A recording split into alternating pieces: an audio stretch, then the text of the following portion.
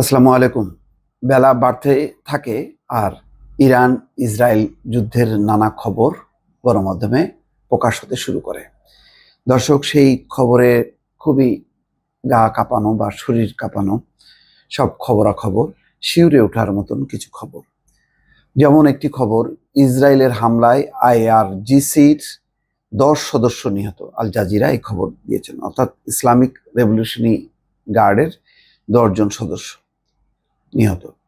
মোসাদের সঙ্গে জড়িত থাকার দায়ে ইরানে আরো একজনের মৃত্যুদণ্ড। যে সমস্ত যারা গাদ্দারি করেছে মোসাদের সঙ্গে মিলে গত 1 বছর ইরান ধ্বংস করার চেষ্টা করেছে, তাদের বিরুদ্ধে এখন অ্যাকশনে নেমেছে ইরান সরকার।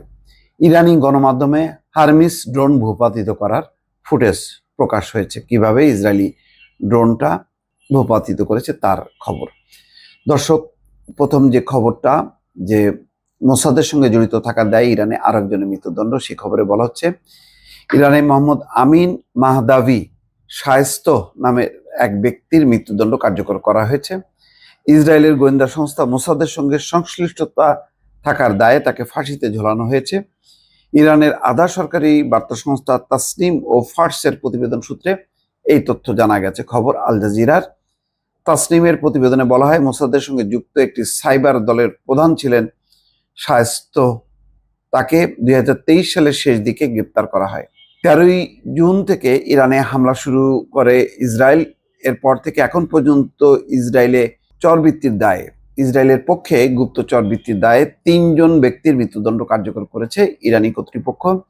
এর মধ্যে 16ই জুন প্রথম জনকে, 22শে জুন দ্বিতীয় জনকে ফাঁসি কার্যকর করা হয়।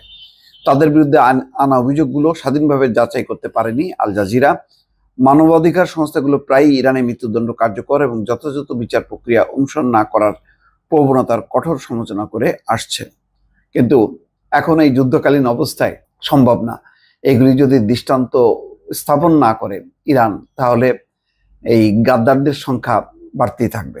ইসরায়েলের হামলায় আইআরজিসির 10 সদস্য নিহত। আর আল জাজিরা বলছে, ইরানের ইয়াজদ প্রদেশে রোববারের ইসরায়েলি হামলায় দেশটির অভিজাত ইসলামিক বিপ্লবী গার্ড কোরের 10 জন সদস্য নিহত হয়েছেন। ইরানের আধা সরকারি তাসনিম সংবাদ সংস্থার বরাতে এই তথ্য জানিয়েছে আল জাজিরা। তাসনিমের খবরে বলা হয়েছে, ইসরায়েলি হামলায় আইআরজিসির কতজন সদস্য আহত হয়েছেন তা নিশ্চিত করা যায়নি। এদিকে ইসরায়েলের পক্ষ থেকে বলা হয়েছে, গত 13ই জুন হামলা শুরুর পর থেকে ইরানের সামরিক বাহিনীর বেশ কয়েকজন কমান্ডার এবং পরমাণু বিজ্ঞানী নিহত হয়েছে। অন্য একটি খবরে বলা হচ্ছে, ইরানি গণমাধ্যমে হারমিস ড্রোন ভূপাতিত করার ফুটেজ, ইসরায়েলি হারমিস 900 ড্রোন ভূপাতিত করার ফুটেজ প্রকাশ করেছে ইরানের গণমাধ্যম। ইরানের সেনাবাহিনী আজ সোমবার ভোরে সেগুলো ভূপাতিত করেছে বলে জানা গেছে। দ্য লরেস্টান সংবাদ সংস্থার টেলিগ্রাম পোস্টে জানিয়েছে, ইসলামী বিপ্লবী গার্ড কোরের অভিযানে এই ড্রোন ভূপাতিত করা হয়েছে। লরেস্টান প্রদেশের খোরামাবাদে ওই অভিযান চালানো হয়। দর্শক, এই হচ্ছে খবরাখবর। বোঝা যাচ্ছে যে এই যুদ্ধ বেশ লম্বা হবে, খুব অল্প সময় থামবে মনে হচ্ছে না। এবং মার্কিন যুক্তরাষ্ট্র এখন ইরানের অভ্যন্তরে যে খবরটা এসছে, যে 3টি পারমাণবিক স্থাপনায় 125টার বেশি উড়োজাহাজ নিয়ে হামলা করে বা ঝাঁপিয়ে পড়ে। সেখানে কতটুকু ক্ষয়ক্ষতি হয়েছে সেই খবর এখনো কেউ প্রকাশ করেনি। যুক্তরাষ্ট্র নিশ্চিত না এর ফলে আসলে একেবারে সবকিছু ধ্বংস হয়ে গেছে কিনা। অন্যদিকে এই হামলার সাথে সাথে ইসরায়েল বেপরোয়া হামলা চালাচ্ছে, যাতে ইরানের যুদ্ধ করার সক্ষমতা হারিয়ে যায়।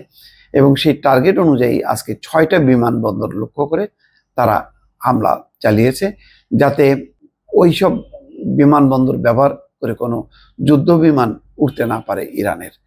শেষ পর্যন্ত ইরান কিছুটা হয়তো এখন কৌশলগত কারণে পিছু উঠেছে, হয়তো অপেক্ষা করছে বড় ধরনের কোনো আঘাত হানার জন্য। দর্শক, ভালো থাকবেন। আল্লাহ হাফেজ।